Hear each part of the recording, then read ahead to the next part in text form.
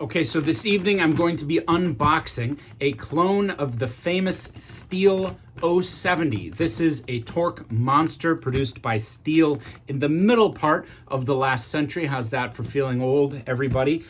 This is a 105cc chainsaw.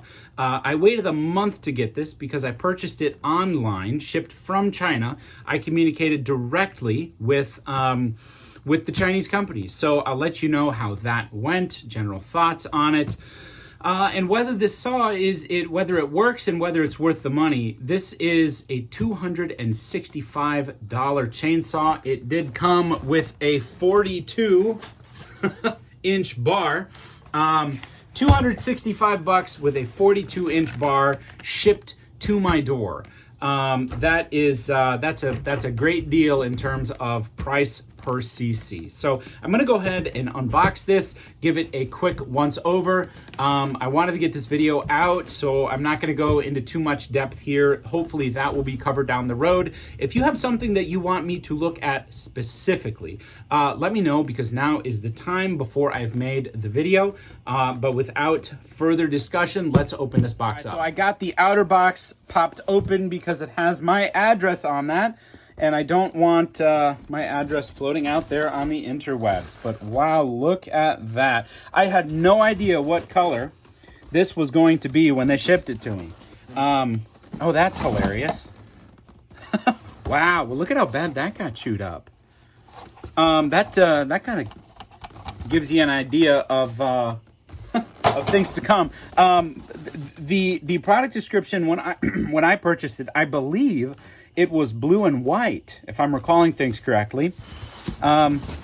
We have a box, an instruction manual in the box here, model 070 chainsaw. Let's see what they have here. Well, it is in English, which, I mean, that's a start. That's something. I have never run an 070. I have no idea what I'm in for. Oh, this is the chain. Okay. And I was wondering if they were going to send me a chain or not, or maybe if the chain even fell out, because the bar was popped open on one end. Okay, so I have seen chain like this. I have seen chain like this before. I was curious about where the chain was. I thought maybe it had fallen out of the bar package, because the bar package was popped open at one end. Let's see what else we have down here. Okay, and I imagine this is probably the scratch. And okay, so we've got a wrench.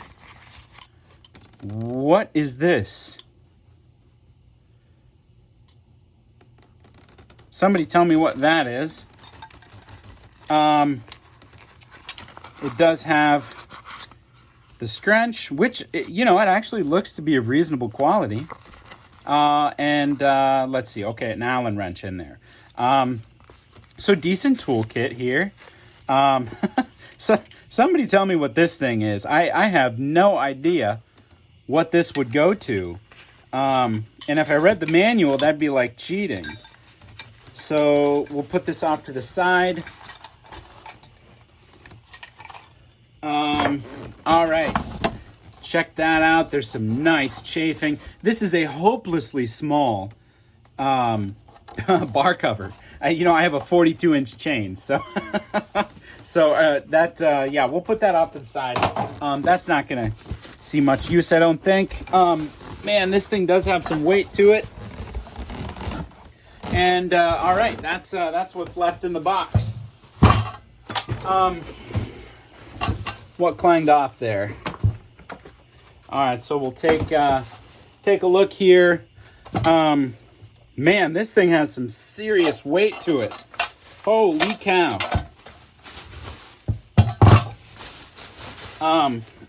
Golly, that's got to weigh 20 pounds. Look at that. I will say that is an absolutely beautiful design. I mean, say what you will about the ultimate quality of this chainsaw. One of the reasons that I got into this 070 is just because number one, it was a lot of cc's for the price, but number two, this thing just looks like, man, it just looks like a beautiful piece of equipment. Look at how bad that's chewed up. I don't know what would have caused that. It looks like somebody took a wrench or a knife and just chamfered it by hand. And this, you know, this certainly doesn't inspire confidence. I will say that. It's very thin. I don't know if this is steel or aluminum. The paint job is not too good. But this is a $265 chainsaw. One thing I'm always curious about is this chain tensioner. I have noticed these chain tensioners on the clone saws are not that good. But I tell you what, the threads on this is a nice big bolt. So I hope we don't have any problems with that tensioner. Check out wow, that is on there. Or this is just a man saw and I'm still getting used to it. Okay, so that's got the oil, you know? Is there any oil in it? I think it might, yep, that's totally dry. So yep, totally dry. No oil in there now, and I would guess that there has never been any oil in there. So we'll go ahead. Now we're going to check out the fuel tank. Well, that's nice. There's something. You know, they got a nice little retention chain in there. Oh, that does smell like gas. So maybe they did test fire it. Because that does smell like gasoline.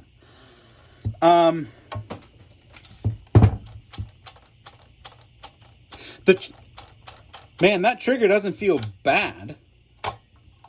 Ooh. Wow, that's pretty. Oh my gosh.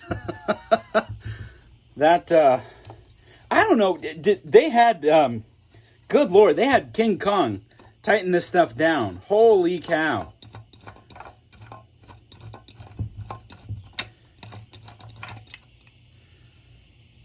All right. Wow, huge air filter. Look at that carburetor. Look at that carburetor. That's gigantic. Now, I'll tell everybody out there. I try to be very, very honest. Oh boy, was that?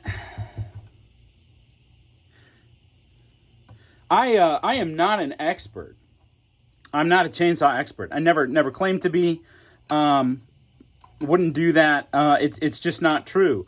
I am very much somebody that is interested in learning about chainsaws, interested in using chainsaws, and interested in sharing with everybody out there what I learn and learning from people. There are people who are legitimate chainsaw experts, certified in every way that you would want somebody to be. That's not me.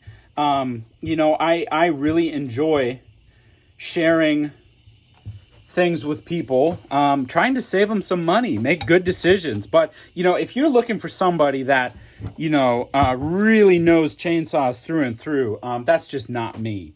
So I just want to be real upfront about that.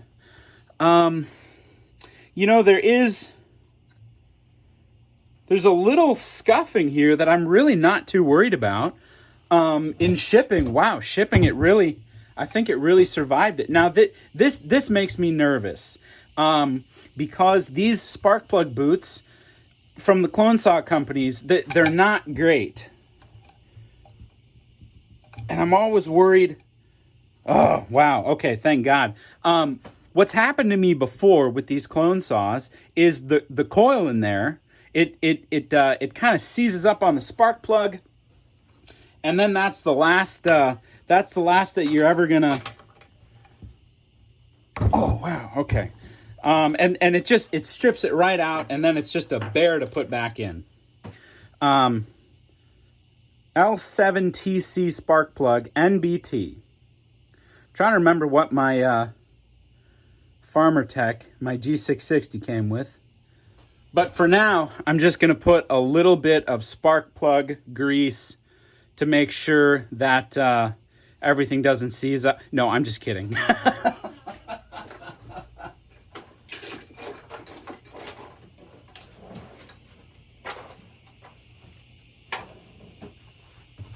Yeah, I can't find my anti-seize.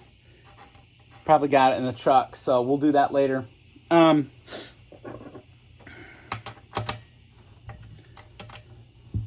So we'll just put that on there.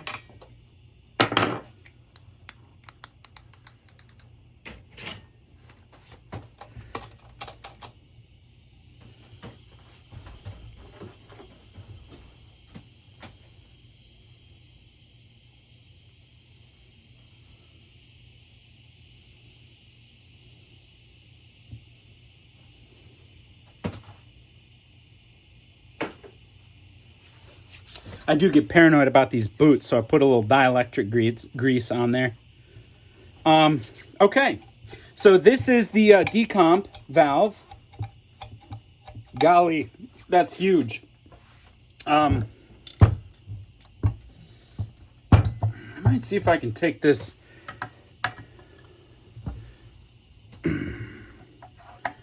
starter assembly off. I might regret this. I have no idea what I'm doing.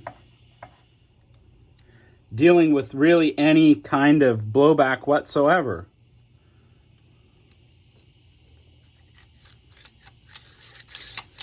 Wow, that does feel nice and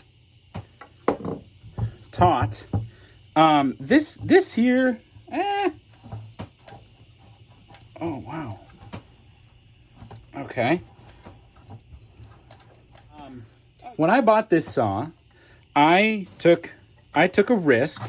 The gamble that I took was if there are any issues with this saw whatsoever, I do not expect this company to make it right whatsoever. They're in China. They have a totally different way of doing business. They have a different code of ethics. They have different legal systems. The gamble that I took was if this saw isn't perfect, I am going to be prepared to eat the entire cost of the saw. And if I, gotta be honest, if I didn't have a YouTube channel, I probably wouldn't have taken this risk. But I thought, there's enough interest in clone saws out there that that'll do it. And if anybody else is out there in the same position, you want a milling saw, but maybe you don't have $3,000 to put into, say an 881, let this be at least one data point for you. I really do support the idea of clone saws. I don't expect them to be angelic, the companies that make them. I think that it's a good thing to have extra aftermarket support out there for saws, especially these older saws. And, oh, try not to break it. We haven't even started it. And these saws make a lot of stuff accessible that wouldn't be accessible otherwise, like milling, which I bought this for. This is going to be, a 99% milling chainsaw. So there we go. All right. So I've got Buck and Billy Ray's oil here. Castrol Go. First time trying it. Yeah. Smells like oil. All right, so let's give this a shot.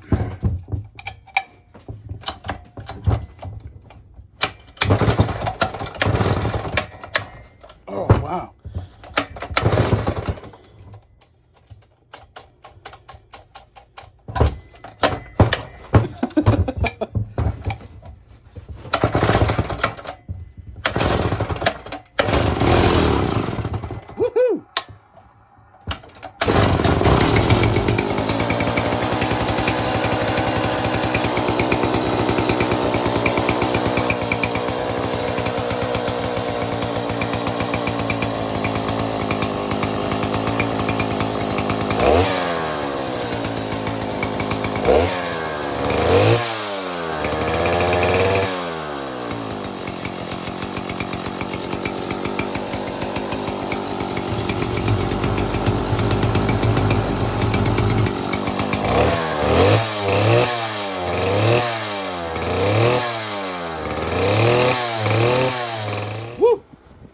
Yeah, she's got some heat to her.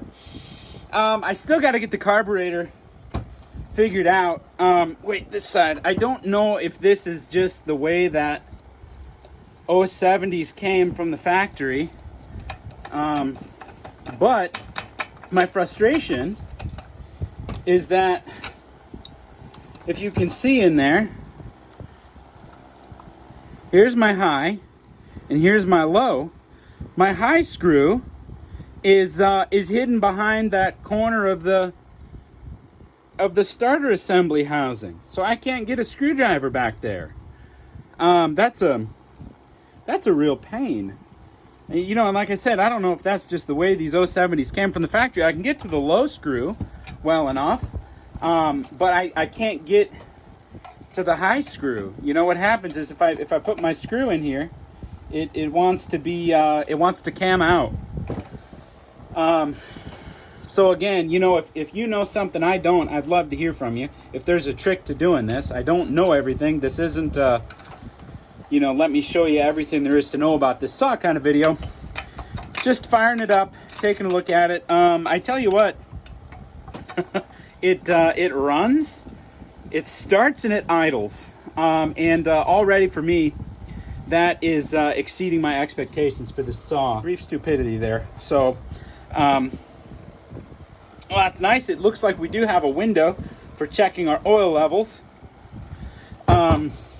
You know, the on-off switch, the kill switch, works great. Feels nice, actually. Doesn't leak. It runs and it starts. Thanks for checking out the video. I'm going to call it a night. If you have any questions, let me know. Otherwise, thanks again for watching, and I'll see you next time.